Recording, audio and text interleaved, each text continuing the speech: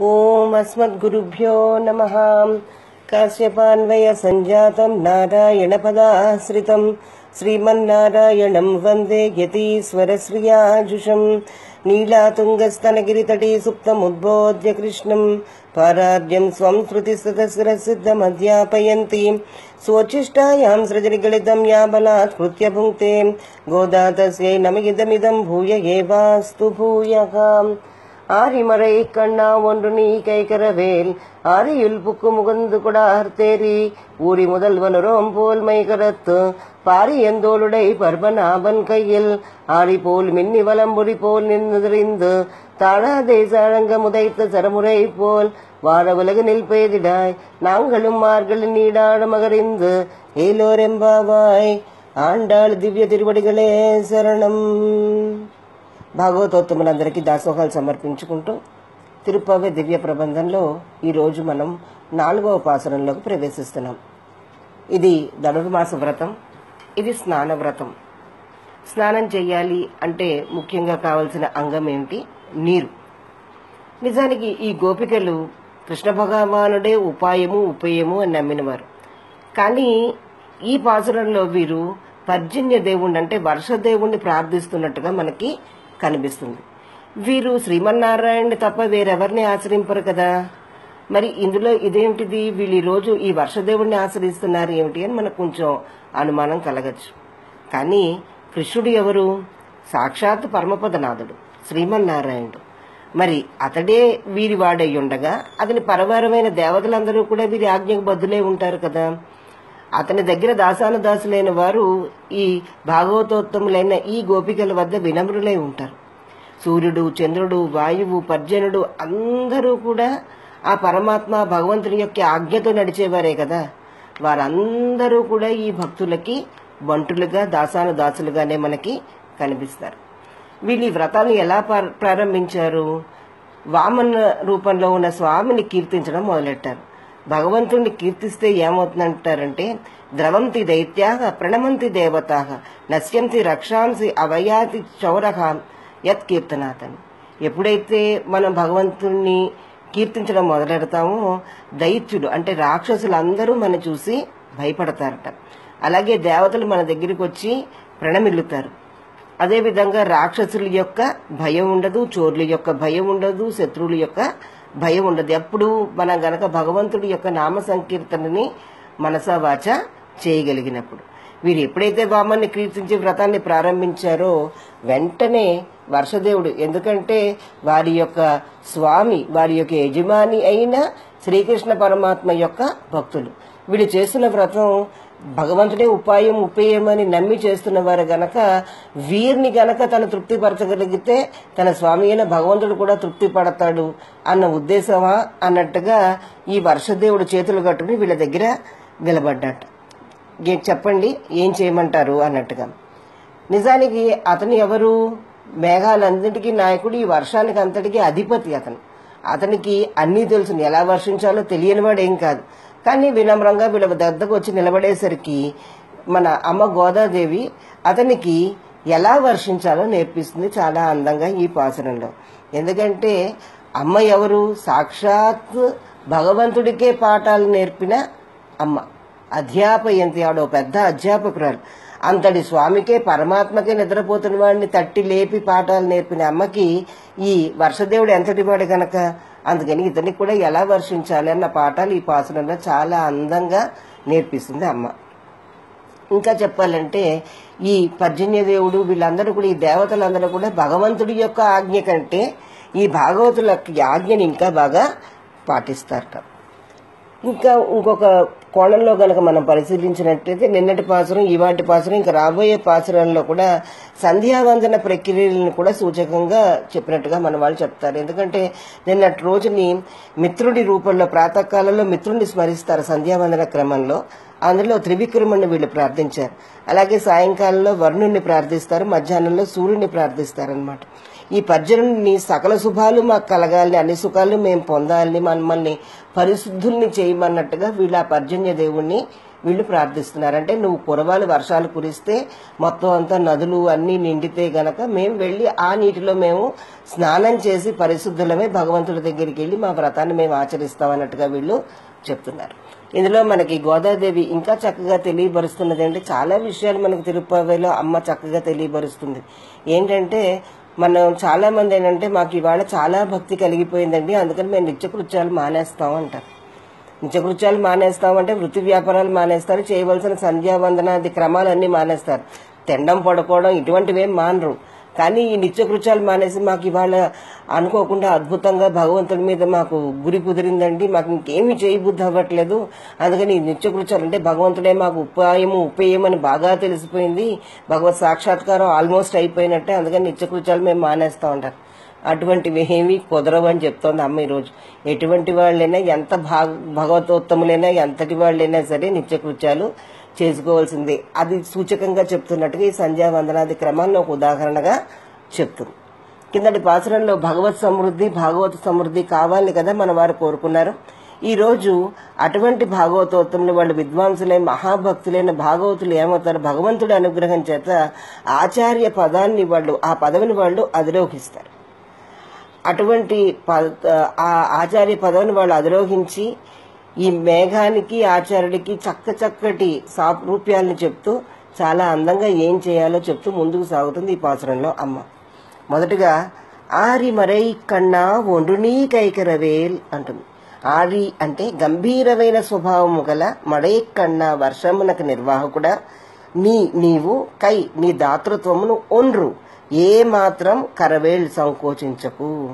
నువ్వు చాలా గంభీరమైన స్వభావం కలవాడివి కదా వర్షదేవుడా, నువ్వు చాలా దాతృత్వం కూడా కలిగిన వాడివి, అందుకని నీ దాతృత్వాన్ని సంపూర్ణంగా మాకు అందజేయి.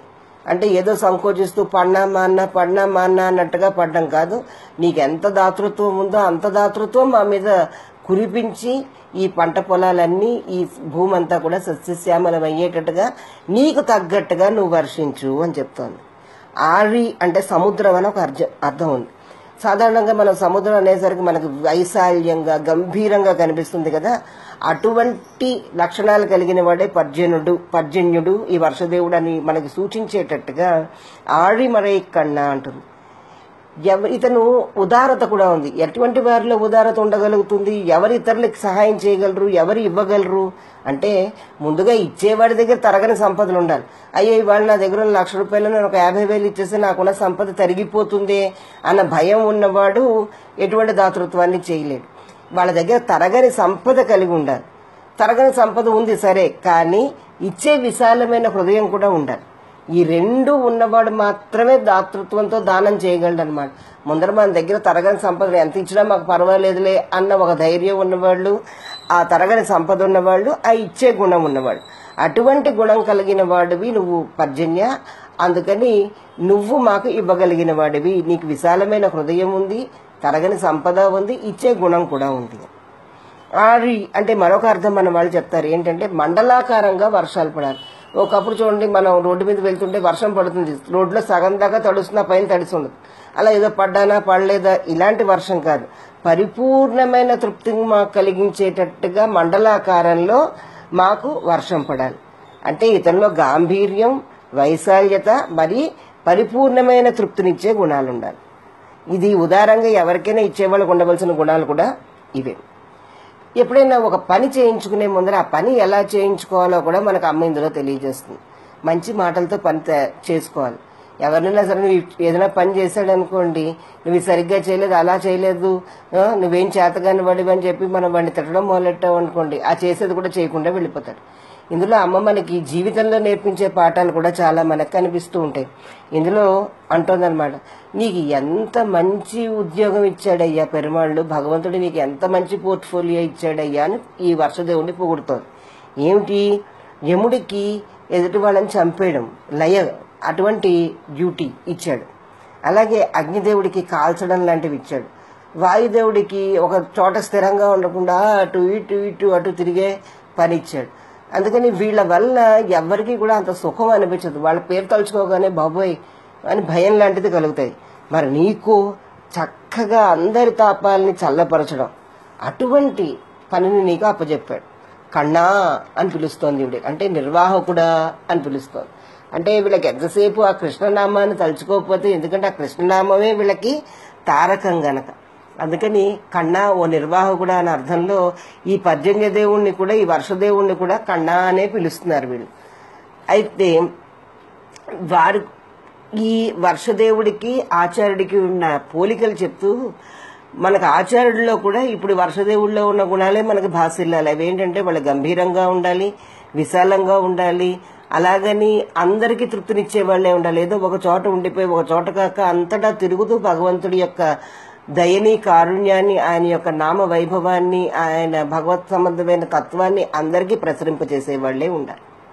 ఈ పాసురంలో మనకు అద్భుతమైన పోలికలు, మేఘానికి ఆచార్యుడికి ఉన్న అనేక పోలికలు మనకి చూపిస్తూ ఉంటారు. మేఘాన్ని చూసి చెప్తోంది అమ్మ, నిన్ను వర్షానికి అధికారంగా ఎందుకు చేసావు అనుకున్నావు? నీ ఔదార్యాన్ని చూసే. నువ్వు ఒకవేళ నీ ఔదార్యాన్ని నువ్వు తగ్గించేసుకున్నావు అనుకో, నీ పదవికే ప్రమాదం ఏర్పడే ప్రమాదం ఉంది. ఎందుకంటే నీకు ఔదార్యం ఉంది గనకే నిన్ను దీనికి అధికారిని చేసాం. అలాగే ఆచార్యుడిలో కూడా ఆ ఔదార్యం ఉండాలి, ఇవ్వాలి అన్న గుణం ఆచార్యులు, అటువంటి వాళ్లే ఆచార్యులు. భగవంతుడి ఔదార్యం, ఆచార్యుని ఔదార్యం కనుక మనం పోల్చుకుని చూసినట్టయితే భగవంతుడిలో ఉన్న ఔదార్యం కంటే ఆచార్యుల్లో ఉన్న ఔదార్యమే ఎక్కువ అని చెప్తారు మన వాళ్ళు. ఎందుకంటే భగవంతుడు మన అనుగ్రహించాలనుకోండి, మనలోని తప్పొప్పుల్ని ఎంచి అప్పుడు మనని అనుగ్రహిస్తాడు. కానీ ఆచార్యులు అందరినీ సమభావంతో, దయతో, మనలో ఉన్న ఆర్తిని చూసి మాత్రమే మంచి చెడ్డల్ని ఎంచకుండా మన మీద వాళ్ళ యొక్క కృపా వర్షాన్ని వాళ్ళు మనకి అనుగ్రహిస్తారు. అందుకని ఔదార్యం విషయంలో ఆచార్యులు చాలా గొప్పవారు. మేఘం ఏం చేస్తుంది? సముద్రంలోకి వెళ్లి ఉప్పు నీటిని తను గ్రహించి దాన్ని మంచినీటి కింద మార్చి మనకి అందిస్తుంది. మరి ఆచార్యులు శృతి సాగరంలోకి వాళ్ళు ప్రవేశించి అందులో చాలా క్లిష్టమైన, కష్టమైన చాలా చాలా విషయాలు ఉంటే అందులో మనకి సారభూతమైన విషయాలను వాళ్ళు వెలికి తీసుకొచ్చి అందమైన మాటల ద్వారా, అందమైన ప్రవచనాల ద్వారా వాళ్ళు మనకి అందజేస్తారన్నమాట. అది ఆచార్యులు మన మీద చూపించే ఔదార్యం. వివిక్త శృతి సాగర అని విష్ణు సహస్రనామంలో ఒక నామం. శృతులన్నీ భగవంతుడి నుంచే, శ్రీమన్నారాయణ నుంచే, ఆయన గురించే ప్రతిపాదిస్తాయి, చివరికి ఆయనలోనే లయమవుతాయి. అటువంటి వివిక్త శృతి సాగర అని అటువంటి సాగరంలోకి ప్రవేశించి ఆచార్యులు మనకి చక్కటి విషయాన్ని, మనకి మన ఉజ్జీవనానికి ఉపయోగకరమైన విషయాన్ని మనకి అందజేస్తారు. వేదైశ్చ సర్వే అహమేవ వేద్యః అంటారు. తర్వాత మేఘం వర్షించేటప్పుడు ఇది పంట పొలం, ఇది ఎడారి, ఇది కాలవ, ఇది సముద్రం, ఇలాంటి తారతమ్యాలు ఏం లేకుండా ఎలా అయితే ఉదారంగా తన వర్షాన్ని అందజేస్తుందో, అలాగే ఆచార్యులు కూడా వీళ్ళు యోగ్యులు, వీళ్ళు అయోగ్యులు, వీళ్ళు స్త్రీలు, వీళ్ళు పురుషులు, వీళ్ళు పెద్దవాళ్లు, వీళ్ళు చిన్నవాళ్లు అన్న భేదాలు లేకుండా సమానంగా అందరి మీద తమ యొక్క జ్ఞానామృతాన్ని వర్షింపజేస్తారు. నిజం చెప్పాలంటే నీరు కూడా పల్లానికి పోయినట్టుగా ఆచార్యులకి కొంచెం నీచులు, పాపులు, కొంచెం తక్కువ వాళ్ళు అంటేనే కొంచెం అభిమానం ఎక్కువగా ఉంటుంది. వర్షం ఎలాగైతే ఎల్లకాలం వర్షించదో అలాగే ఆచార్యులు ఎల్లకాలం వర్షిస్తూ ఉండరు. వాళ్ళు ఏదో ఒక రోజున మన మీద అనుగ్రహంతో వర్షింపజేస్తారు. దాని యొక్క ఫలాల్ని మనం అందుకోగలుగుతాం. వర్షం పడిన తర్వాత అది వెళ్లిన స్థానాలని బట్టి దాని యొక్క రూపం కూడా మారుతుంది. భిన్న భిన్న రూపాలుగా అది భాషిస్తుంది. ఉదాహరణకి సముద్రంలో పడిన వర్షం ఉప్పు నీటిగా మారుతుంది. అదే ఏ గోదావరిలో ఎక్కడో పడిన నీరు మంచినీటిగా మారుతుంది. అదే కాలుతున్న పెనం మీద పడింది అనుకోండి, వెంటనే ఆవిరైపోతుంది. అలాగే జిల్లేడు చెట్ల లాంటి చెట్ల మీద పడినప్పుడు అది వాటికి ఏమీ ఉపయోగపడదు, సరికదా దానికి ఉన్న ఆకులు కూడా రాలిపోతాయి. కానీ అదే వర్షం గనక సముద్రంలో ఉన్న ముత్యపు చెప్పులో పడింది అనుకోండి, అది స్వాతి ముత్యమై భాషిస్తుంది.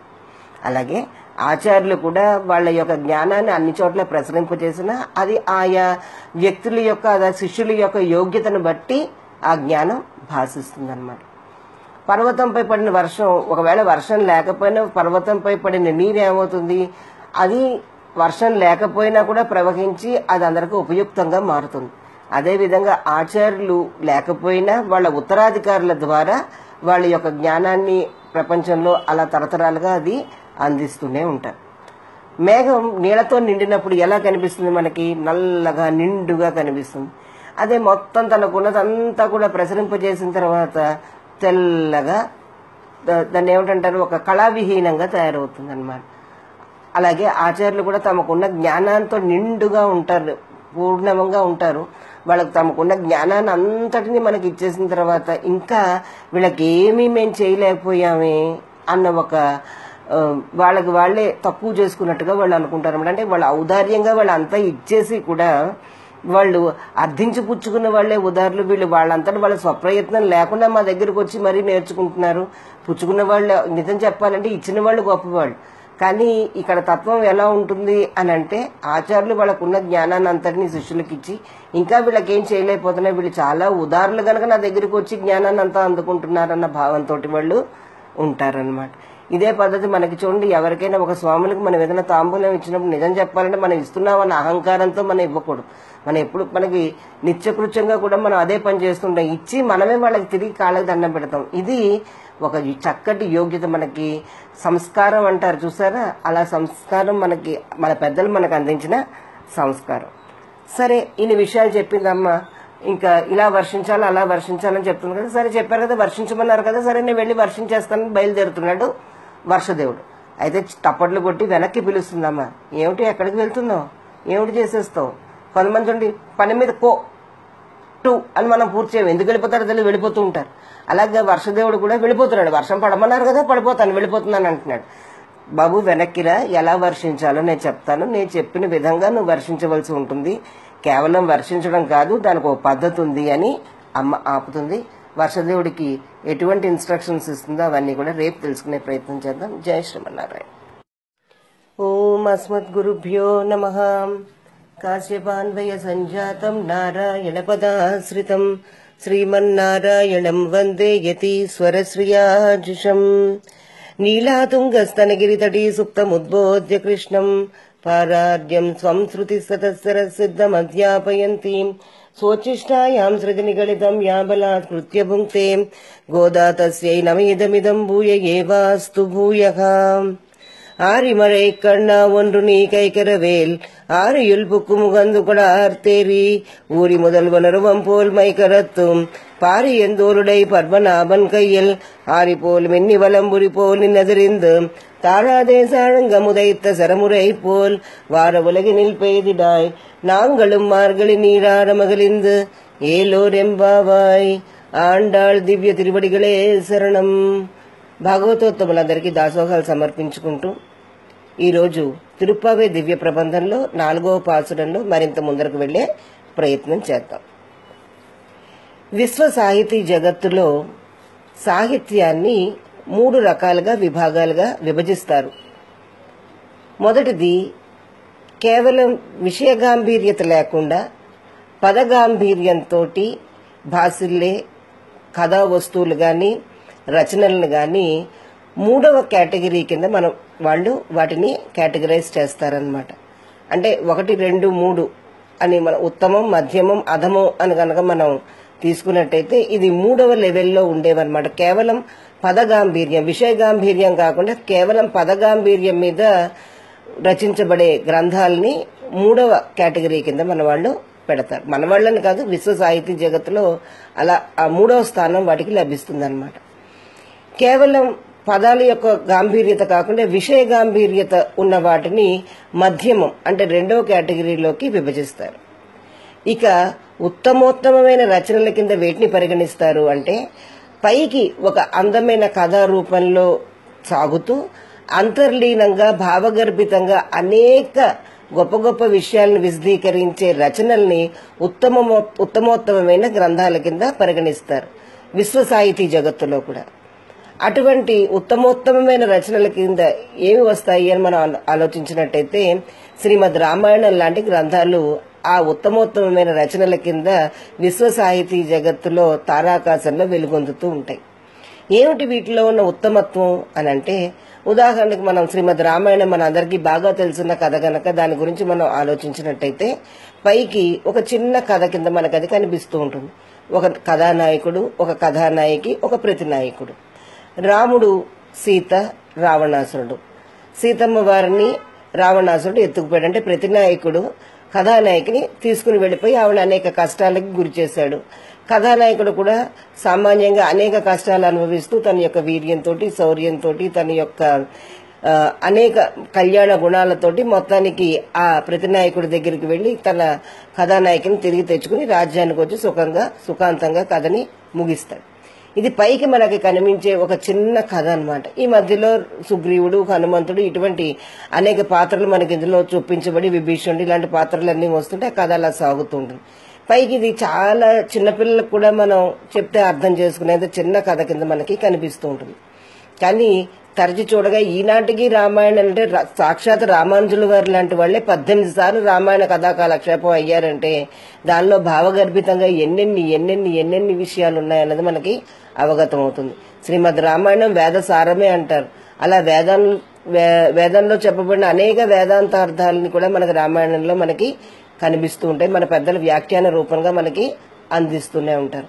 ఇందులో ముఖ్యంగా ఆత్మ పరమాత్మ తత్వాల కింద అంటే ఆత్మ కింద సీతమ్మ వారు, పరమాత్మ తత్వం కింద శ్రీరాముడు, ఆచార్యుడుగా హనుమంతుడు, ఇలా ప్రకృతి కింద ఏమో మనకి రావణాసురుడు, ఇలా అంతర్లీనంగా భావగర్భితంగా లోతైన వేదాంత సారాన్ని ఇందులో ఇమిడ్చాడు వాల్మీకి మహర్షి.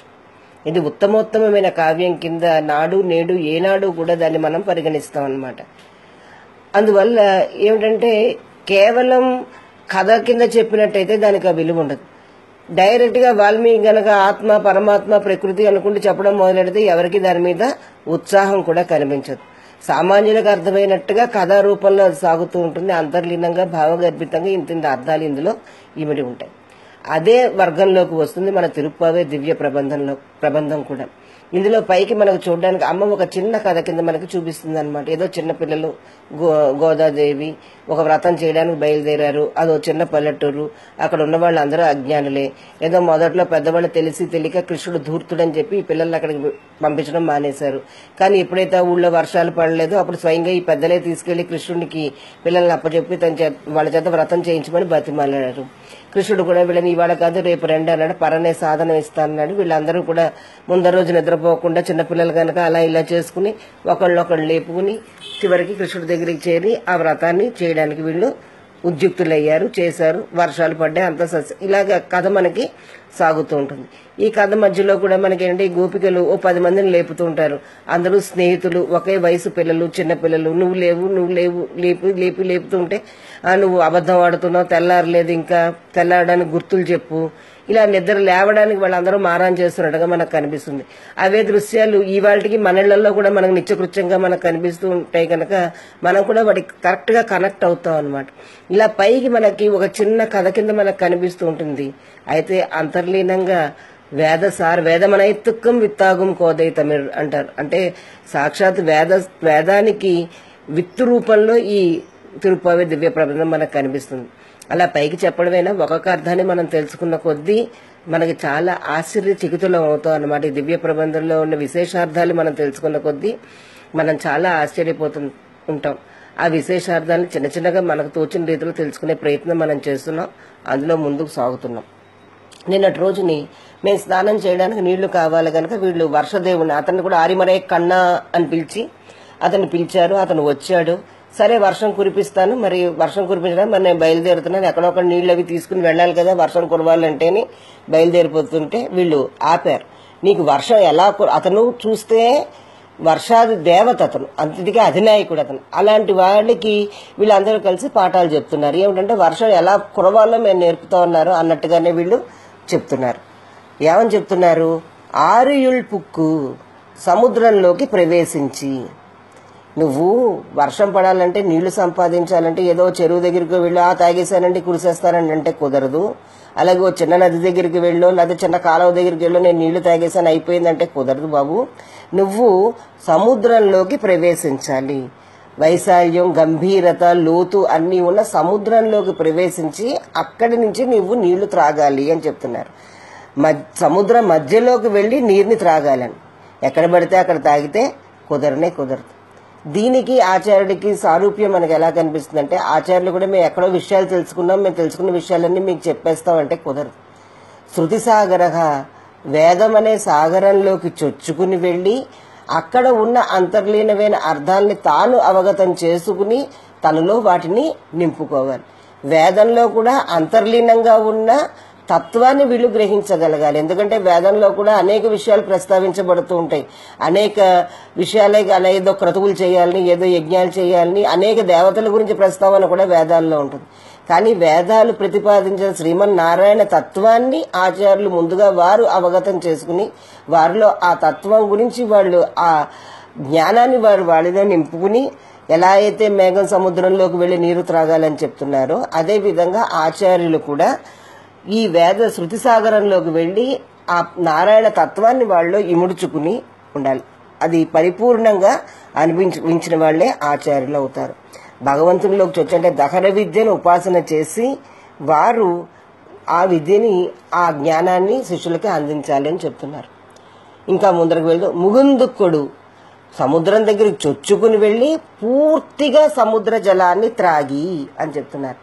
సముద్రం మధ్యలోకి వెళ్ళాలి. ఎక్కడైతే లోతు ఎక్కువగా ఉంటుందో అక్కడ దాకా వెళ్లి అక్కడ కూడా మళ్ళీ పైపైన తాగేయకుండా కింద దాకా వెళ్ళాలి. ఎంత కింద దాకా వెళ్ళాలంటే కిందనున్న ఇసుక తిప్పల్ని తాకేంత వరకు వెళ్లి పూర్తిగా జలాన్ని త్రాగి.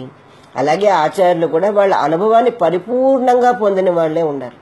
వాళ్ళలో జ్ఞానం పరిపూర్ణంగా పొందినప్పుడే అది వాళ్ళలో ఆగక పొర్లి ఆ ప్రవాహమే శిష్యుల్ని తరింపజేయగలుగుతుంది. కిందటి పాసురంలో చెప్పినట్టుగానే కొట్టంలోకి గోపాలకులు అంటే శిష్యులు ప్రవేశించినప్పుడు ధారలు ధారలుగా పాలను స్రవింపజేస్తున్నాయి ఆ గోవులే ఆచార్యులు. ఆ గోవులు ఎలా అయితే క్షీరధారని అవి ప్రవహింపజేస్తున్నాయి అదే విధంగా ఆచార్యులు జ్ఞానధారని వాళ్ళు ప్రవహింపజేస్తారు. ఎప్పుడు ప్రవహింపజేయగలుగుతారు? వాళ్ళు భగవద్ అనుభవాన్ని పూర్తిగా వాళ్ళలో ఇముడ్చుకున్నప్పుడు ఇది ఇంకా వారిలో ఇమడలేక అది బయటికి ఆగక పొర్లి వచ్చినట్టుగా రావాలి అని చెప్తున్నారు. అంటే వాళ్ళు ముందర వారిలో నిండుతనం వాళ్ళలో ఉండాలి. వాళ్ళలో నిండుతనం లేకుండా ఆచార్యులు చెప్పుకుంటూ వెళ్ళిపోతే అది శిష్యులకి ఏ విధంగానూ వెళ్ళి ఉజ్జీవింప చేయదు. భగవత్ తత్వాన్ని పరిపూర్ణంగా అనుభవించి అని అంటే భగవంతుల్లో అనేక కళ్యాణ గుణాలు, అన్ని కళ్యాణ గుణాలే భగవంతుల్లో. అయితే ఆ కళ్యాణ గుణాలను కూడా రెండింటి కింద మన వాళ్ళు విభజిస్తారు. ఒకటి ఆశ్రయణ సౌకర్య పాదక గుణాలు, రెండవది ఆశ్రిత కార్యపాదక గుణాలు అని. ఏమిటి రెండు రకాల గుణాలు అంటే మనం ఆశ్రయించడానికి వీలుగా అంటే ఈయన దగ్గరికి మనం వెళ్ళొచ్చు అని మనకు ధైర్యం మనకు కలగడానికి ఆయన ప్రదర్శించే గుణాలు అనమాట. సౌలభ్యం, వాత్సల్యం, దయ, కరుణ ఇలాంటి గుణాలు. మనకి ఏదైనా ఒక కష్టం వచ్చినప్పుడు ఒక వ్యక్తి దగ్గరికి మనం వెళ్ళాలంటే ఆ వ్యక్తి దగ్గరికి మనం వెళ్ళాలంటే మనకు ఒక ధైర్యం మనకు కలగాలి. అతను సులభంగానే మనకు లభిస్తాడు, అతనికి మన మీద దయ ఉంది, అతనికి కరుణ ఉంది, అతను మనకు నిజంగా మనకి హెల్ప్ చేస్తాడన్న ధైర్యం ఉంటే కదా మనం ఆ వ్యక్తి దగ్గరికి వెళ్ళగలుగుతాం. అలాగే భగవంతుల్లోనే సౌలభ్యం, వాత్సల్యం, సులభత్వం, దయా, కరుణ ఇటువంటి గుణాలు ఇవి ఆశ్రయణ సౌకర్య పాదక గుణాలు. మనం ఆయన దగ్గరికి వెళ్ళడానికి ఈ గుణాలు మనకి ఉపకరిస్తాయి అన్నమాట. ఇంకా రెండవది ఆశ్రిత కార్యపాదక గుణాలు. ఒక వ్యక్తి దగ్గరికి మనకు వెళ్ళాం, అతను చాలా సులభంగా మనకు లభించాడు, కానీ మనం తలపెట్టిన కార్యం ఆయన వల్ల అవుతుందా అవుదా మనకు తెలియనప్పుడు వెళ్ళి సుఖమేమిటి?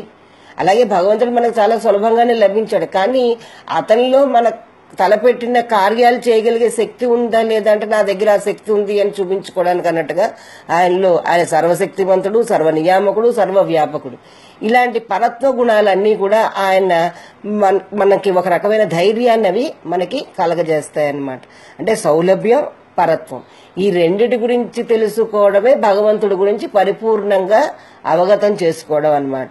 ఈ రెండు గుణాలు చాలా ముఖ్యం. ఎందుకంటే కేవలం సౌలభ్యం ఉందనుకోండి, మనలో మనవాడిగా తిరుగుతున్నాడు అనుకోండి, మనకి ఒక రకమైన చులకన భావం, ఒక రకమైన అనాదరం కలిగే ప్రమాదం ఉంది. ఒకవేళ కేవలం పరత్వమే మనం చూస్తున్నాం అనుకోండి, అక్కడ దగ్గరికి వెళ్ళడానికి భయం వేస్తే ఇంక దగ్గరికి ఇంకా మనకి కోరికలు అడగడమే ఉంది, ఇంక తీర్చుకోవడం ఇంకా ఆ సమస్య లేదనమాట.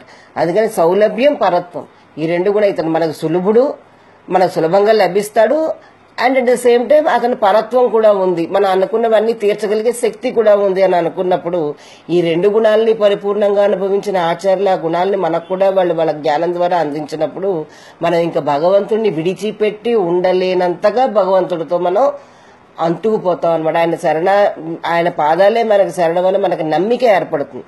ఇది పూర్తిగా నీళ్లు త్రాగడం, పరిపూర్ణంగా భగవంతుడిని అనుభవించడం అంటే భగవంతుడి యొక్క సౌలభ్య పరత్వ గుణాలని రెండిటినీ పూర్తిగా అనుభవించడమే ఇది నీకు యొక్క అర్థం.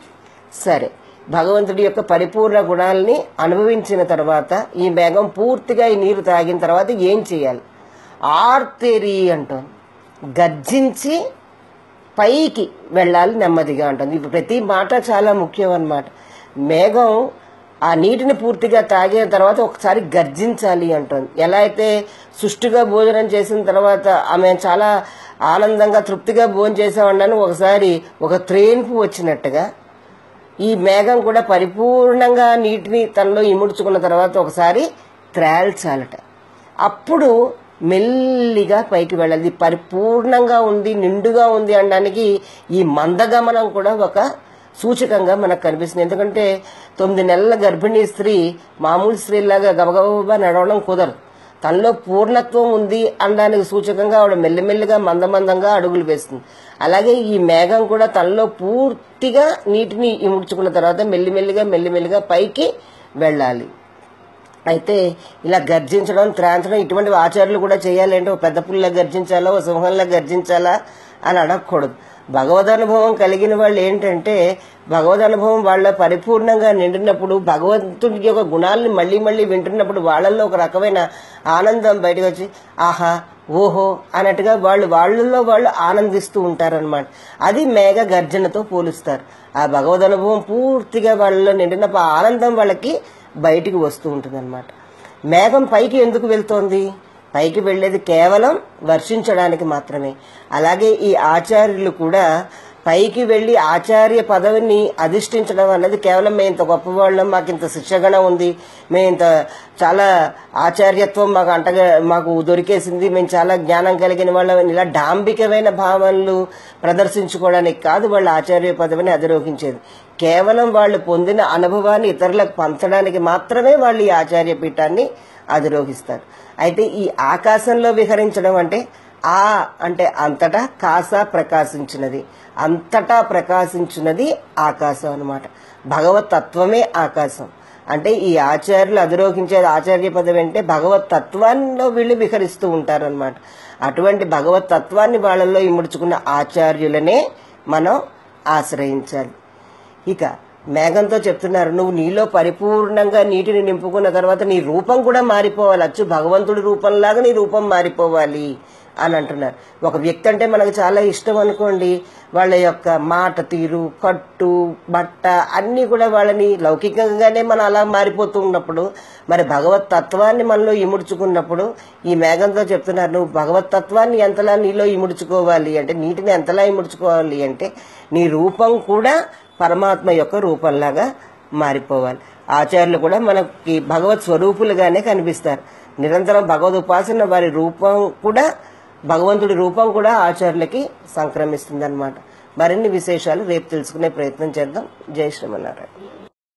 ఓం అస్మద్గురుభ్యో నమః.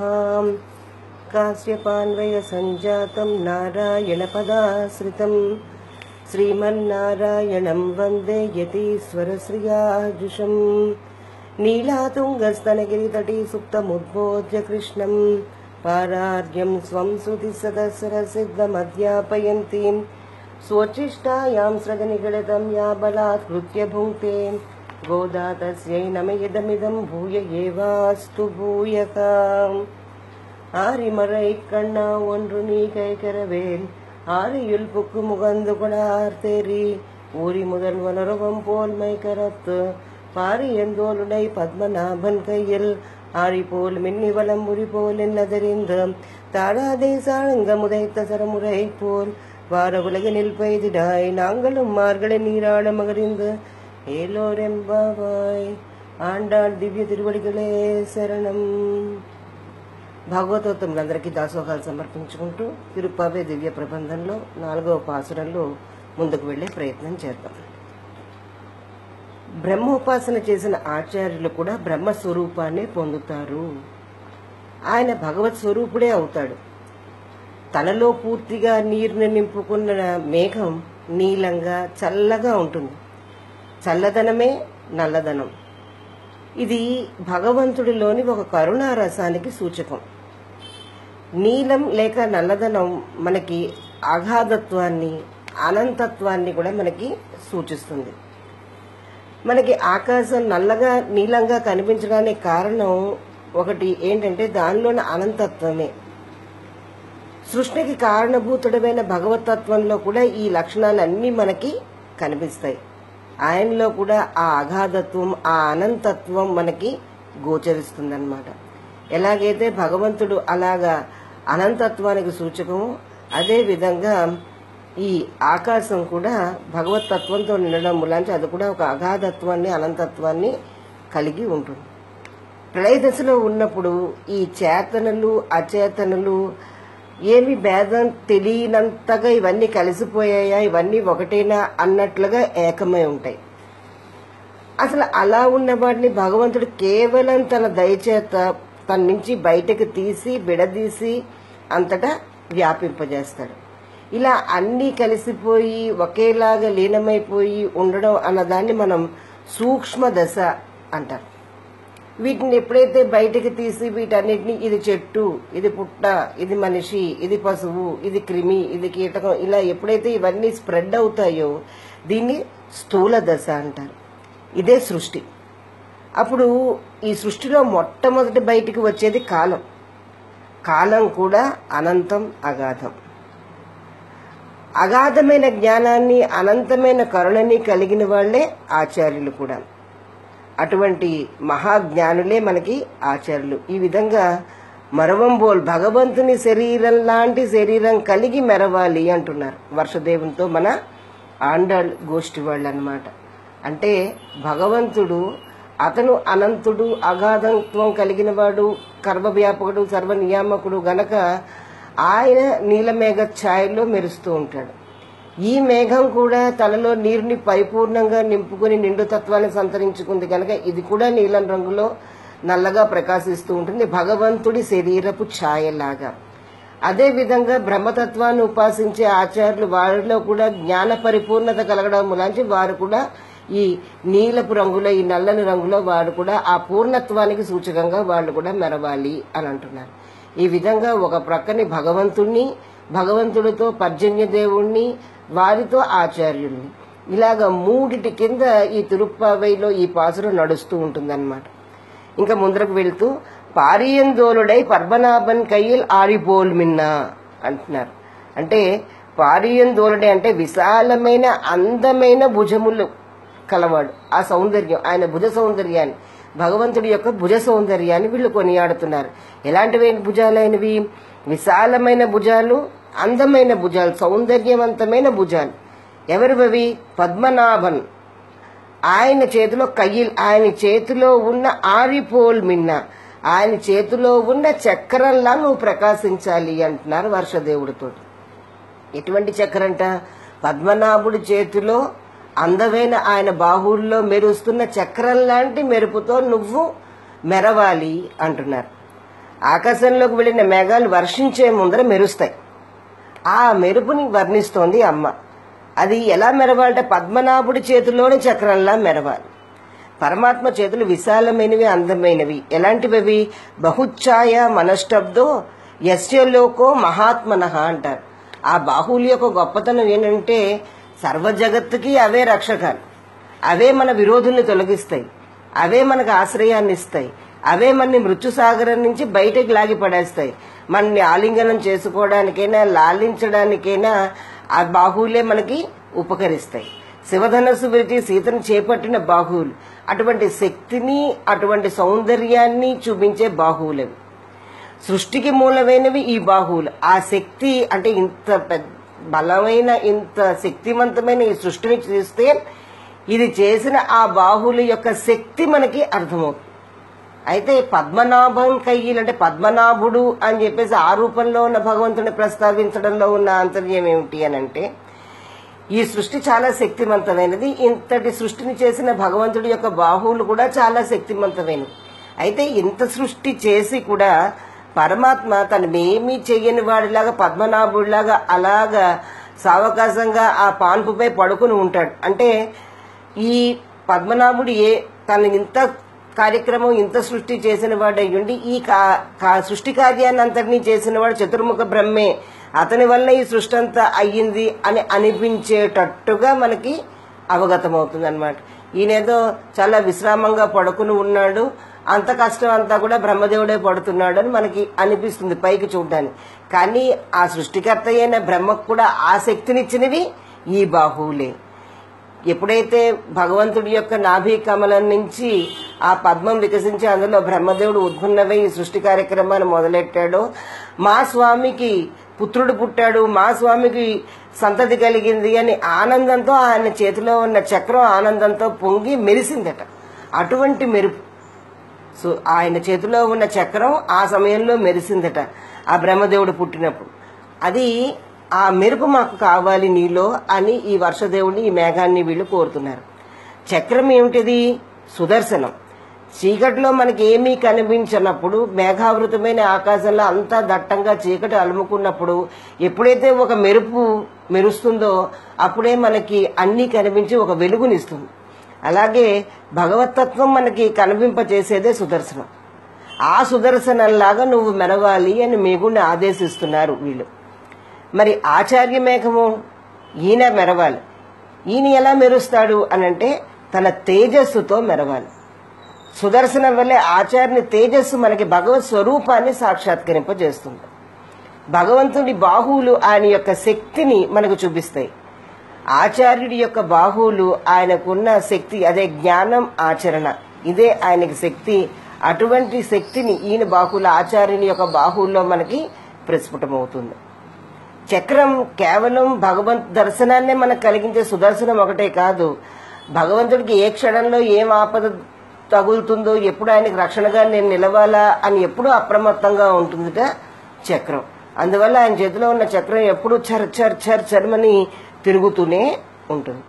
అదే విధంగా ఆచార్యులు కూడా భగవంతునికి మనలో ఉన్న కొన్ని వాటి వల్ల మనకు భగవత్ తత్వానికి మనం దూరం అయిపోతూ ఉంటాం. అంటే మనలో ఉన్న అహంకారం, మమకారాన్ని దూరం చేయడానికి ఆచార్యుడనే సుదర్శనం కూడా చరచర ఎప్పుడు మనలో తిరుగుతూనే ఉంటుంది. అంటే మనలో ఉన్న ఈ చెడు వాటినన్నింటినీ దూరం చేయడానికి ఈ సుదర్శనం ఉపయోగపడుతుంది అనమాట. అదేవిధంగా ఎప్పుడూ కూడా భగవంతుడి యొక్క గుణగానం చేస్తూ ఎప్పుడూ భగవంతుడికి రక్షగా ఉండాలన్న ఉద్దేశంతో నిరంతరం భగవంతుడికి మంగళాశాసనం చేస్తూ ఉంటారు మన ఆచార్యులు.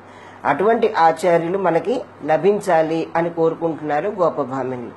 మళ్ళీ ఇక్కడ కూడా పద్మనాభుడి చేతిలోని సుదర్శనం, అదేవిధంగా మేఘంలో ఉన్న మెరుపు, అదేవిధంగా ఆచార్యుల్లో ఉన్న శక్తి, ఆయనలో ఉన్న సద్గుణాలని మనకి ఏ విధంగా మనకు సుదర్శనాన్ని, భగవద్ దర్శనాన్ని ఆయన కలగజేస్తారో ఈ ముందరకు వస్తూ వర్ణిస్తోంది.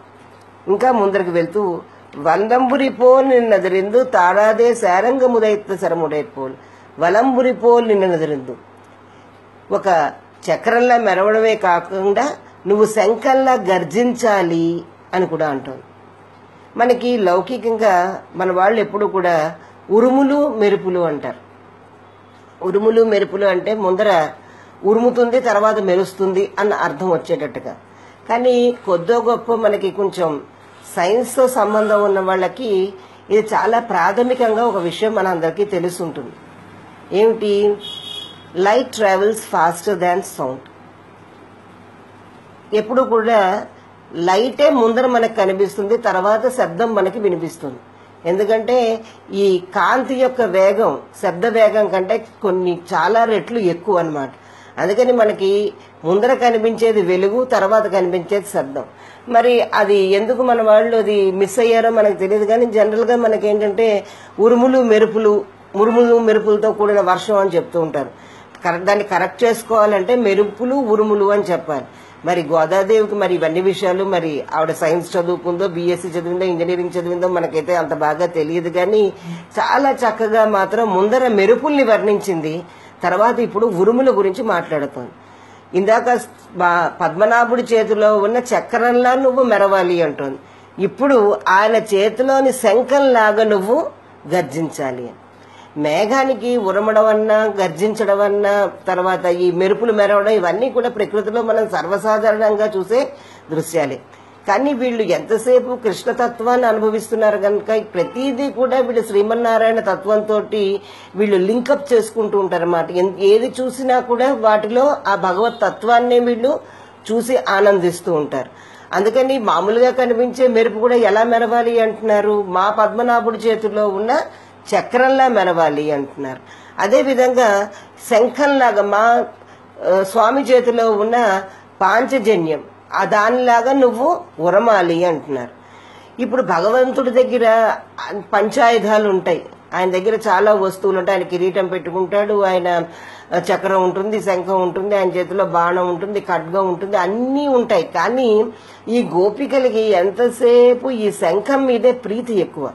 ఎందుకు అంటే నిరంతరం భగవంతుడికి అతి చేరువలో ఉండి ఆయన నోటి నుంచి వచ్చిన ఆ ఊపిరితోటి ఇది మ్రోగుతూ ఉంటుంది, ఇది శబ్దిస్తూ ఉంటుంది. అంటే దీని యొక్క జీవనం, దీని యొక్క ఆధారం ఏంటి? భగవంతుడి యొక్క ఉచ్చిష్టం మాత్రమే. ఆయన నోటిలోంచి వచ్చిన ఆ గాలితోటి ఇది శబ్దాన్ని ఇస్తూ ఉంటుంది. అంటే ఎప్పుడు నిరంతరం భగవంతుడి పెదవులపై ఉండేదే శంఖం. అందుకనే వీళ్ళకి చాలా ఇష్టం.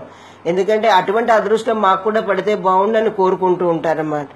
ఎప్పుడు భగవంతుడిది విడవనే విడవదు. నిజం చెప్పాలంటే ఈ శంఖం చేసే శబ్దంతో శత్రువుల్లో ఒక రకమైన భయం పుట్టి ఆ శబ్దంతో శత్రువుల్ని నాశనం చేయగలిగినంత శక్తి కలది శంఖం. ఎప్పుడైనా చక్రం వెళ్లి ఎవరినైనా శత్రువుల్ని వినాశనం చేయాలి, ఎవరినైనా వాళ్ళని హతమార్చాలి అనుకున్నప్పుడు ఎప్పుడో ఒకసారైనా భగవంతుడిని విడిచి దూరంగా వెళ్లి ఆయన చెప్పిన కార్యం చేసుకుని మళ్ళీ తిరిగి వచ్చి చేతిలోకి వస్తుంటే కొంచెమైనా ఎడబాటు చక్రానికి ఉంటుంది. అదేవిధంగా బాణాలు అవి కూడా ఆయన ప్రయోగిస్తున్నప్పుడు దూరంగా వెళ్తూ ఉంటాయి. కానీ నిత్యం ఆయన సన్నిధానంలో ఉంటూ ఆయన యొక్క సాన్నిధ్యాన్ని అనుభవిస్తున్నది శంఖం మాత్రమే. అదేవిధంగా వీళ్ళకి ఆ శంఖం అంటే చాలా ఇష్టం. అందుకని ఈ మేఘాన్ని ఏమంటున్నారు, నువ్వు మామూలుగా గర్జిస్తే సరిపోదు, మా స్వామి చేతిలో ఉన్న శంఖం వలె గర్జించాలి అని. అలాగే భగవంతుడిని అందించే వేదాలను ఉచ్చరిస్తూ ప్రణవాన్ని స్మరిస్తూ ఉన్న ఆచార్యులు ఇటువంటి అంటే వాళ్ళ చేస్తున్న అనుసంధానమే ఈ మేఘం చేసే గర్జన లాంటిది అన్నమాట. శంఖం ఓంకార స్వరూపం, అది ఎప్పుడు భగవంతుడినే సూచిస్తుంది, అది భగవంతుడిని వదలనే వదలదు. అదే విధంగా ఆచార్యులు కూడా నిరంతరం ప్రణవాన్ని అలా స్మరిస్తూ స్మరిస్తూ స్మరిస్తూనే ఉంటారు గనక ఆ ప్రణవనాదాన్ని అంటే ఎట్లాగైతే మనం మేఘం నుంచి ఆ గర్జనని మనం వినాలని కోరుకుంటున్నామో అలాగే ఆచార్యుల ద్వారా ఈ ప్రణవనాదాన్ని మనం వినాలి అని చెప్తున్నారు. ఇంకా ముందరకు వెళ్తూ తాళాదే శారంగ ముదైత్త సరమురై పోల్ అంటున్నారు. స్వామి చేతిలో బాణంలాగా ఆలస్యం చేయకుండా అందరూ సుఖపడేటట్లు వర్షించు అని కోరుతున్నారు. వీళ్ళకి ప్రతిదీ స్వామితోటే సంబంధం. స్వామి చేతిలో వెళ్తున్న బాణాలు ఏంటంటే శత్రు వినాశనం పూర్తి అయ్యేంత వరకు ఆగకుండా అవి వర్షిస్తూనే ఉంటాయి. అదేవిధంగా మేఘం ఎంతసేపు వర్షించాలి అంటే ప్రజలందరికీ ఉన్న ఈతి బాధలు పోయేంత వరకు అది వర్షిస్తూనే ఉండాలి. పైగా ఈ వర్షించడం కూడా ఎలా వర్షించాలి, ఏదో ఇతరులకు నేను ఉపకారం చేస్తున్నాను మీకోసం నేను వర్షిస్తున్నాను అన్నట్టు కాకుండా తన కోసం తను ఉండలేక తనలో తను ఇముడ్చుకోలేక ఆ నీటిని బయటికి ప్రవహింపజేస్తున్నట్టుగా అది వర్షిస్తూనే ఉండాలి. నిజానికి వర్షం పడుతుంటే మనం బాబాయ్ వర్షం పడిపోతుంది మా పనులన్నీ ఆగిపోయాయని మనం అంటూ ఉంటాం. కానీ ఆ వర్షం పడడం వర్షం కోసమా? కాదు. ఆ వర్షం వల్ల పడే వాటితోటి సుఖపడేది ఎవరు? పంటలు పండేది ఎవరికి? పాడికి వచ్చేది ఎవరికి? మనకే. కానీ ఈ జనం ఏమంటుంటారు, బాబాయ్ ఈ వర్షం అనవసరంగా వచ్చిందండి, ఇవాళ పనంతా మాకు పాడు అంటుంటారు. కానీ ఫలితం మనకే వస్తున్నా కూడా వర్షాన్ని మనం పెద్దగా రమ్మని మనం కోరకుండానే తన కోసం తనే వచ్చి వర్షించినట్టుగా అది వర్షించాలి. అదే దానిలో ఉన్న ఔదార్యం. అలాగే ఆచార్యులు వర్షించేది మన కోసం, మన్ని ఉజ్జీవింపజేయడానికి వారు వర్షిస్తున్నా వారు తమ కోసం తమలోని ఉన్న జ్ఞానాన్ని వాళ్ళు ఉంచుకోలేక వాళ్ళకేదో వారికి వారే ఉపకారం చేస్తున్నట్టుగా ఈ భగవద్ అనుభవాన్ని మనతో పంచుకుంటూ ఉంటారు. నిజం చెప్పాలంటే రాముని బాణం కొందరికి సంతోషాన్ని ఇచ్చింది, కొందరికి దుఃఖాన్ని ఇచ్చింది. కానీ ఈ వర్షం ఎలా ఉండాలట, అందరికీ సంతోషం కలగాలి, భూమిపై ఉన్న ప్రతి ఒక్కరూ సంతోషించేలాగా వర్షించు అని కోరుతున్నారు.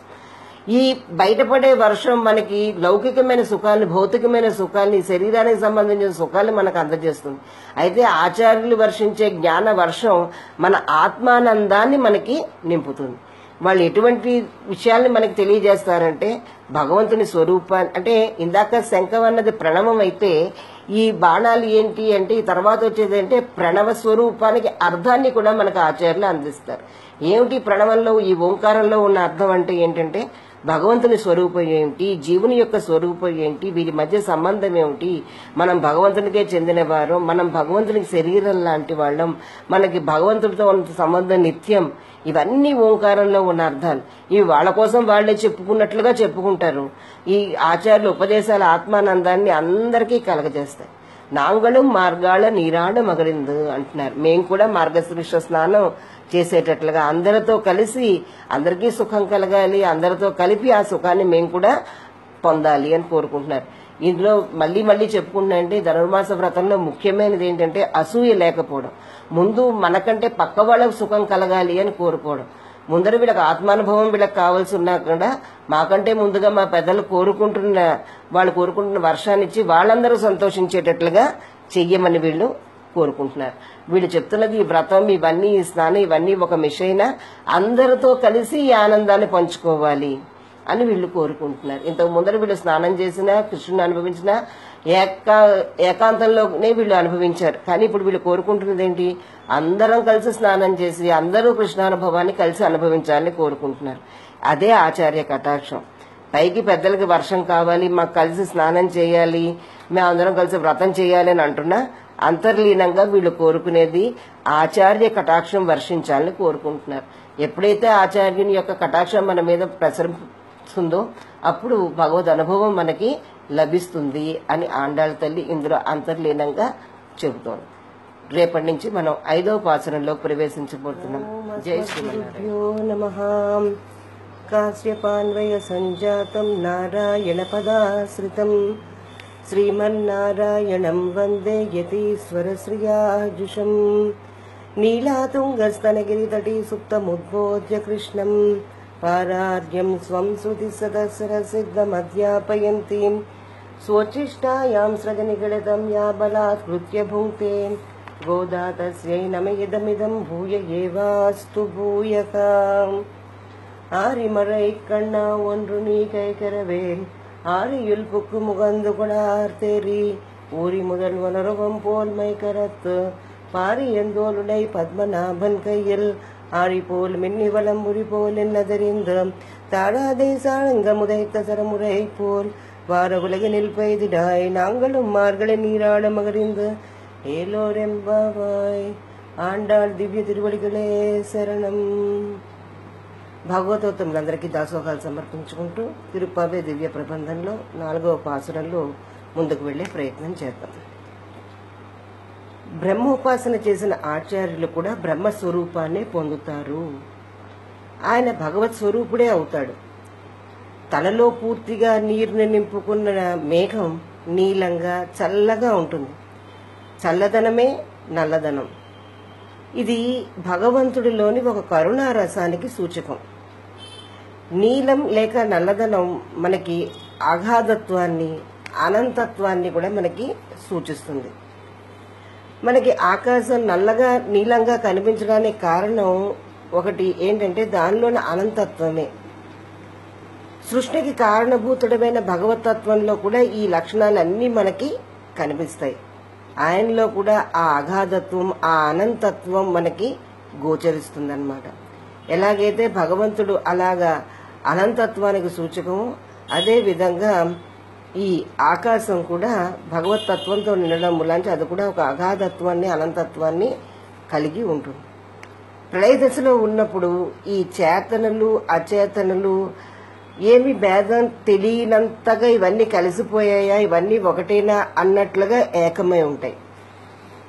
అసలు అలా ఉన్న వాటిని భగవంతుడు కేవలం తన దయచేత తన నుంచి బయటకు తీసి విడదీసి అంతటా వ్యాపింపజేస్తాడు. ఇలా అన్నీ కలిసిపోయి ఒకేలాగా లీనమైపోయి ఉండడం అన్నదాన్ని మనం సూక్ష్మ దశ అంటాం. వీటిని ఎప్పుడైతే బయటకు తీసి వీటన్నిటిని ఇది చెట్టు, ఇది పుట్ట, ఇది మనిషి, ఇది పశువు, ఇది క్రిమి, ఇది కీటకం, ఇలా ఎప్పుడైతే ఇవన్నీ స్ప్రెడ్ అవుతాయో దీన్ని స్థూల దశ అంటారు. ఇదే సృష్టి. అప్పుడు ఈ సృష్టిలో మొట్టమొదటి బయటికి వచ్చేది కాలం. కాలం కూడా అనంతం, అగాధం. అగాధమైన జ్ఞానాన్ని, అనంతమైన కరుణని కలిగిన వాళ్లే ఆచార్యులు కూడా. అటువంటి మహాజ్ఞానులే మనకి ఆచార్యులు. ఈ విధంగా మరవంబోల్ భగవంతుని శరీరం లాంటి శరీరం కలిగి మెరవాలి అంటున్నారు వర్షదేవునితో మన ఆండాళ్ గోష్ఠి వాళ్ళు అన్నమాట. అంటే భగవంతుడు అతను అనంతుడు, అగాధత్వం కలిగిన వాడు, కర్మవ్యాపకుడు, సర్వనియామకుడు గనక ఆయన నీలమేఘ ఛాయలో మెరుస్తూ ఉంటాడు. ఈ మేఘం కూడా తనలో నీరుని పరిపూర్ణంగా నింపుకుని నిండుతత్వాన్ని సంతరించుకుంది కనుక ఇది కూడా నీలం రంగులో నల్లగా ప్రకాశిస్తూ ఉంటుంది, భగవంతుడి శరీరపు ఛాయలాగా. అదే విధంగా బ్రహ్మతత్వాన్ని ఉపాసించే ఆచార్యులు వారిలో కూడా జ్ఞాన పరిపూర్ణత కలగడం మూలాంచి వారు కూడా ఈ నీలపు రంగులో, ఈ నల్లని రంగులో వారు కూడా ఆ పూర్ణత్వానికి సూచకంగా వాళ్ళు కూడా మెరవాలి అని అంటున్నారు. ఈ విధంగా ఒక ప్రక్కని భగవంతుణ్ణి, భగవంతుడితో పర్జన్య దేవుణ్ణి, వారితో ఆచార్యుల్ని, ఇలాగా మూడిటి కింద ఈ తిరుప్పావైలో ఈ పాసురం నడుస్తూ ఉంటుందన్నమాట. ఇంకా ముందరకు వెళ్తూ పారియందోలుడై పద్మనాభన్ కయ్యిల్ ఆడిపోల్ మిన్నా అంటున్నారు. అంటే పారియందోలుడే అంటే విశాలమైన అందమైన భుజములు కలవాడు. ఆ సౌందర్యం, ఆయన భుజ సౌందర్యాన్ని, భగవంతుడి యొక్క భుజ సౌందర్యాన్ని వీళ్ళు కొనియాడుతున్నారు. ఎలాంటివి భుజాలైనవి? విశాలమైన భుజాలు, అందమైన భుజాలు, సౌందర్యవంతమైన భుజాలు. ఎవరివి? పద్మనాభన్. ఆయన చేతిలో కయ్యిల్, ఆయన చేతిలో ఉన్న ఆరిపోల్ మిన్న, ఆయన చేతిలో ఉన్న చక్రంలా నువ్వు ప్రకాశించాలి అంటున్నారు వర్షదేవుడితో. ఎటువంటి చక్రంట? పద్మనాభుడి చేతిలో అందమైన ఆయన బాహువుల్లో మెరుస్తున్న చక్రం లాంటి మెరుపుతో నువ్వు మెరవాలి అంటున్నారు. ఆకాశంలోకి వెళ్లిన మేఘాలు వర్షించే ముందర మెరుస్తాయి. ఆ మెరుపుని వర్ణిస్తోంది అమ్మ. అది ఎలా మెరవాలంటే పద్మనాభుడి చేతిలోని చక్రంలా మెరవాలి. పరమాత్మ చేతులు విశాలమైనవి, అందమైనవి. ఎలాంటివి? బహుఛాయ మనష్టబ్దో యస్యలోకో మహాత్మనః అంటారు. ఆ బాహువుల యొక్క గొప్పతనం ఏంటంటే సర్వ జగత్తుకి అవే రక్షకాలు, అవే మన విరోధుల్ని తొలగిస్తాయి, అవే మనకు ఆశ్రయాన్ని ఇస్తాయి, అవే మనని మృత్యుసాగరం నుంచి బయటకు లాగి పడేస్తాయి. మనని ఆలింగనం చేసుకోవడానికైనా లాలించడానికైనా ఆ బాహువులే మనకి ఉపకరిస్తాయి. శివధనస్సు విరిచి సీతను చేపట్టిన బాహువులు అటువంటి శక్తిని, అటువంటి సౌందర్యాన్ని చూపించే బాహువులవి. సృష్టికి మూలమైనవి ఈ బాహువులు. ఆ శక్తి అంటే ఇంత బలమైన, ఇంత శక్తివంతమైన ఈ సృష్టిని చూస్తే ఇది చేసిన ఆ బాహువుల యొక్క శక్తి మనకి అర్థమవుతుంది.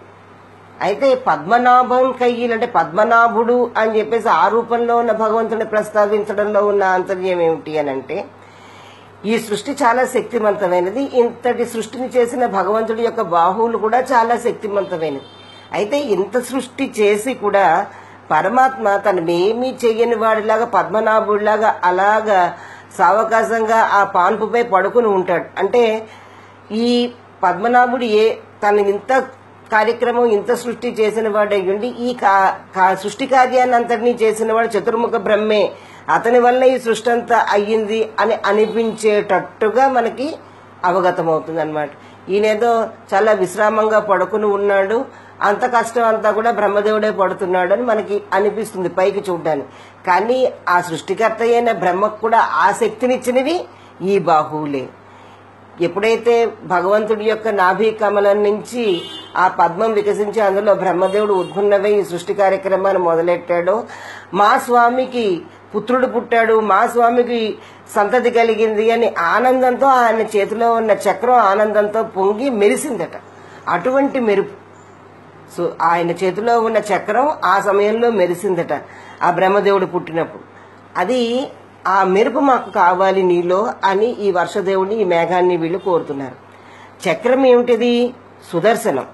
చీకటిలో మనకి ఏమీ కనిపించినప్పుడు, మేఘావృతమైన ఆకాశంలో అంతా దట్టంగా చీకటి అలుముకున్నప్పుడు ఎప్పుడైతే ఒక మెరుపు మెరుస్తుందో అప్పుడే మనకి అన్నీ కనిపించి ఒక వెలుగునిస్తుంది.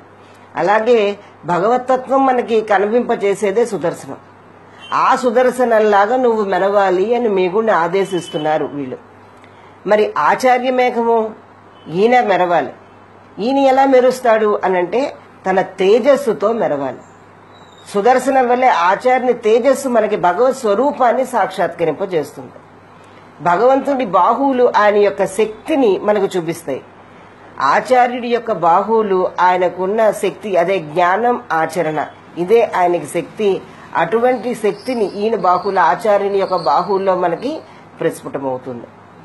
చక్రం కేవలం భగవంత్ దర్శనాన్నే మనకు కలిగించే సుదర్శనం ఒకటే కాదు, భగవంతుడికి ఏ క్షణంలో ఏం ఆపద తగులుతుందో, ఎప్పుడు ఆయనకి రక్షణగా నేను నిలవాలా అని ఎప్పుడూ అప్రమత్తంగా ఉంటుందిట చక్రం. అందువల్ల ఆయన చేతిలో ఉన్న చక్రం ఎప్పుడు చర్ చర్ చర్ చర్మని తిరుగుతూనే ఉంటుంది. అదేవిధంగా ఆచార్యులు కూడా భగవంతునికి మనలో ఉన్న కొన్ని వాటి వల్ల మనకు భగవత్ తత్వానికి మనం దూరం అయిపోతూ ఉంటాం. అంటే మనలో ఉన్న అహంకారం మమకారాన్ని దూరం చేయడానికి ఆచార్యుడనే సుదర్శనం కూడా చరచర ఎప్పుడు మనలో తిరుగుతూనే ఉంటుంది. అంటే మనలో ఉన్న ఈ చెడు వాటినన్నింటినీ దూరం చేయడానికి ఈ సుదర్శనం ఉపయోగపడుతుంది అనమాట. అదేవిధంగా ఎప్పుడూ కూడా భగవంతుడి యొక్క గుణగానం చేస్తూ ఎప్పుడూ భగవంతుడికి రక్షగా ఉండాలన్న ఉద్దేశంతో నిరంతరం భగవంతుడికి మంగళాశాసనం చేస్తూ ఉంటారు మన ఆచార్యులు. అటువంటి ఆచార్యులు మనకి లభించాలి అని కోరుకుంటున్నారు గోపభామినులు. మళ్ళీ ఇక్కడ కూడా పద్మనాభుడి చేతిలోని సుదర్శనం, అదేవిధంగా మేఘంలో ఉన్న మెరుపు, అదేవిధంగా ఆచార్యుల్లో ఉన్న శక్తి, ఆయనలో ఉన్న సద్గుణాలని మనకి ఏ విధంగా మనకు సుదర్శనాన్ని భగవద్ దర్శనాన్ని ఆయన కలగజేస్తారో ఈ ముందరకు వస్తూ వర్ణిస్తోంది. ఇంకా ముందరకు వెళ్తూ వందంబురి పోల్ నిన్నదిరిందు తారాదే శారంగముదైత్త సరముడైపోల్ వలంబురి పోల్ నిన్నదిరిందు. ఒక చక్రంలా మెరవడమే కాకుండా నువ్వు శంఖంలా గర్జించాలి అని కూడా అంటోంది. మనకి లౌకికంగా మన వాళ్ళు ఎప్పుడు కూడా ఉరుములు మెరుపులు అంటారు. ఉరుములు మెరుపులు అంటే ముందర ఉరుముతుంది తర్వాత మెరుస్తుంది అన్న అర్థం వచ్చేటట్టుగా.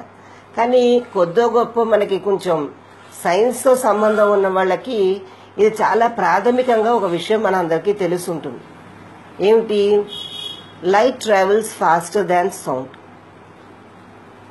ఎప్పుడు కూడా లైటే ముందర మనకు కనిపిస్తుంది, తర్వాత శబ్దం మనకి వినిపిస్తుంది. ఎందుకంటే ఈ కాంతి యొక్క వేగం శబ్ద వేగం కంటే చాలా రెట్లు ఎక్కువ అన్నమాట. అందుకని మనకి ముందర కనిపించేది వెలుగు, తర్వాత కనిపించేది శబ్దం. మరి అది ఎందుకు మన వాళ్ళు అది మిస్ అయ్యారో మనకు తెలియదు. కానీ జనరల్ గా మనకేంటంటే ఉరుములు మెరుపులతో కూడిన వర్షం అని చెప్తూ ఉంటారు. దాన్ని కరెక్ట్ చేసుకోవాలంటే మెరుపులు ఉరుములు అని చెప్పాలి. మరి గోదాదేవికి మరి ఇవన్నీ విషయాలు మరి ఆవిడ సైన్స్ చదువుకుందో, బీఎస్సీ చదివిందో, ఇంజనీరింగ్ చదివిందో మనకైతే అంత బాగా తెలియదు. కానీ చాలా చక్కగా మాత్రం ముందర మెరుపుల్ని వర్ణించింది, తర్వాత ఇప్పుడు ఉరుముల గురించి మాట్లాడుతుంది. ఇందాక పద్మనాభుడి చేతిలో ఉన్న చక్రంలా నువ్వు మెరవాలి అంటుంది. ఇప్పుడు ఆయన చేతిలోని శంఖంలాగా నువ్వు గర్జించాలి.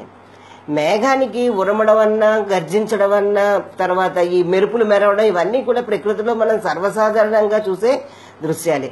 కానీ వీళ్ళు ఎంతసేపు కృష్ణతత్వాన్ని అనుభవిస్తున్నారు కనుక ప్రతిదీ కూడా వీళ్ళు శ్రీమన్నారాయణ తత్వంతో వీళ్ళు లింకప్ చేసుకుంటూ ఉంటారు అన్నమాట. ఏది చూసినా కూడా వాటిలో ఆ భగవత్ తత్వాన్ని వీళ్ళు చూసి ఆనందిస్తూ ఉంటారు. అందుకని మామూలుగా కనిపించే మెరుపు కూడా ఎలా మెరవాలి అంటున్నారు? మా పద్మనాభుడి చేతుల్లో ఉన్న చక్రంలా మెరవాలి అంటున్నారు.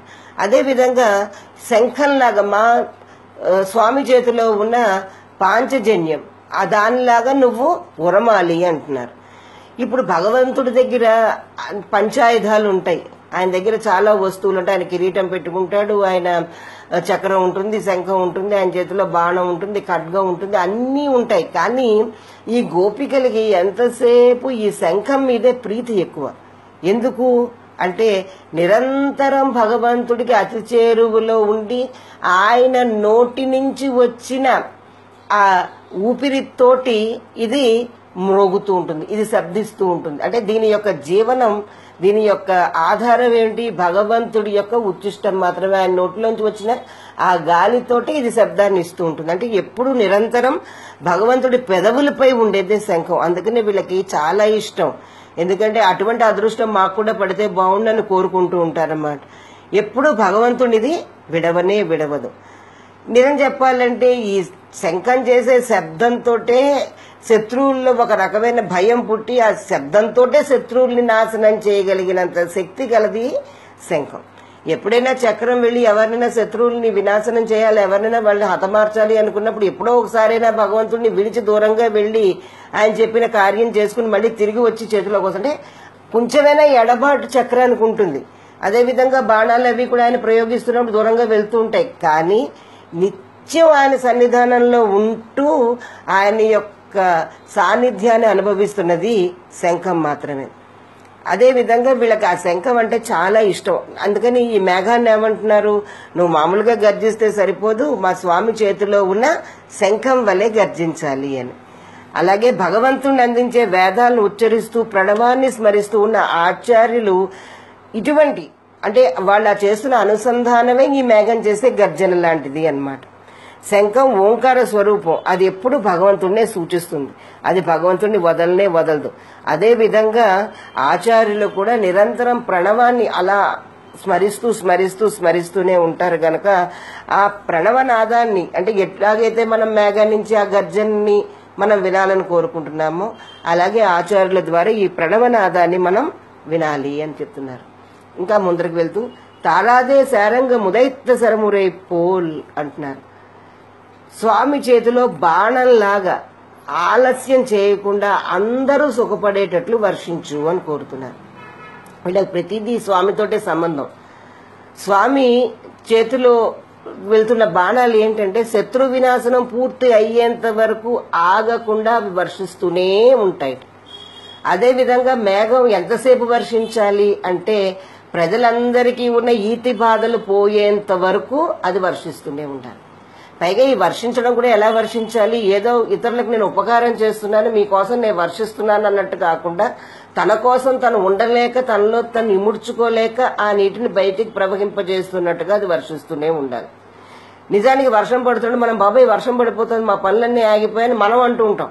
కానీ ఆ వర్షం పడడం వర్షం కోసమా కాదు, ఆ వర్షం వల్ల పడే వాటితోటి సుఖపడేది ఎవరు, పంటలు పండేది ఎవరికి, పాడికి వచ్చేది ఎవరికి, మనకే. కానీ ఈ జనం ఏమంటుంటారు, బాబాయ్ ఈ వర్షం అనవసరంగా వచ్చిందండి ఇవాళ పనంతా మాకు పాడు అంటుంటారు. కానీ ఫలితం మనకే వస్తున్నా కూడా వర్షాన్ని మనం పెద్దగా రమ్మని మనం కోరకుండానే తన కోసం తనే వచ్చి వర్షించినట్టుగా అది వర్షించాలి. అదే దానిలో ఉన్న ఔదార్యం. అలాగే ఆచార్యులు వర్షించేది మన కోసం, మనని ఉజ్జీవింపజేయడానికి వారు వర్షిస్తున్నా వారు తమ కోసం తమలోని ఉన్న జ్ఞానాన్ని వాళ్ళు ఉంచుకోలేక వాళ్ళకేదో వారికి వారే ఉపకారం చేస్తున్నట్టుగా ఈ భగవద్ అనుభవాన్ని మనతో పంచుకుంటూ ఉంటారు. నిజం చెప్పాలంటే రాముని బాణం కొందరికి సంతోషాన్ని ఇచ్చింది, కొందరికి దుఃఖాన్ని ఇచ్చింది. కానీ ఈ వర్షం ఎలా ఉండాలట, అందరికీ సంతోషం కలగాలి, భూమిపై ఉన్న ప్రతి ఒక్కరూ సంతోషించేలాగా వర్షించు అని కోరుతున్నారు. ఈ బయటపడే వర్షం మనకి లౌకికమైన సుఖాన్ని, భౌతికమైన సుఖాన్ని, శరీరానికి సంబంధించిన సుఖాన్ని మనకు అందజేస్తుంది. అయితే ఆచార్యులు వర్షించే జ్ఞాన వర్షం మన ఆత్మానందాన్ని మనకి నింపుతుంది. వాళ్ళు ఎటువంటి విషయాల్ని మనకి తెలియజేస్తారంటే భగవంతుని స్వరూపాన్ని, అంటే ఇందాక శంఖం అన్నది ప్రణవం అయితే ఈ బాణాలు ఏంటి అంటే ఈ తర్వాత వచ్చేది అంటే ప్రణవ స్వరూపానికి అర్థాన్ని కూడా మనకు ఆచార్యులు అందిస్తారు. ఏమిటి ప్రణవంలో ఈ ఓంకారంలో ఉన్న అర్థం అంటే ఏంటంటే భగవంతుని స్వరూపం ఏమిటి, జీవుని యొక్క స్వరూపం ఏంటి, వీరి మధ్య సంబంధం ఏమిటి, మనం భగవంతునికే చెందినవారు, మనం భగవంతునికి శరీరం లాంటి వాళ్ళం, మనకి భగవంతుడితో ఉన్న సంబంధం నిత్యం, ఇవన్నీ ఓంకారంలో ఉన్న అర్థాలు. ఇవి వాళ్ళ కోసం వాళ్లే చెప్పుకున్నట్లుగా చెప్పుకుంటారు. ఈ ఆచార్యుల ఉపదేశాల ఆత్మానందాన్ని అందరికీ కలగజేస్తాయి. నాంగళం మార్గాళ నీరాళ మగరిందు అంటున్నారు. మేము కూడా మార్గశీర్ష స్నానం చేసేటట్లుగా అందరితో కలిసి అందరికీ సుఖం కలగాలి, అందరితో కలిపి ఆ సుఖాన్ని మేము కూడా పొందాలి అని కోరుకుంటున్నారు. ఇందులో మళ్లీ మళ్లీ చెప్పుకుంటున్నాంటే ధనుర్మాస వ్రతంలో ముఖ్యమైనది ఏంటంటే అసూయ లేకపోవడం, ముందు మనకంటే పక్క వాళ్ళకు సుఖం కలగాలి అని కోరుకోవడం.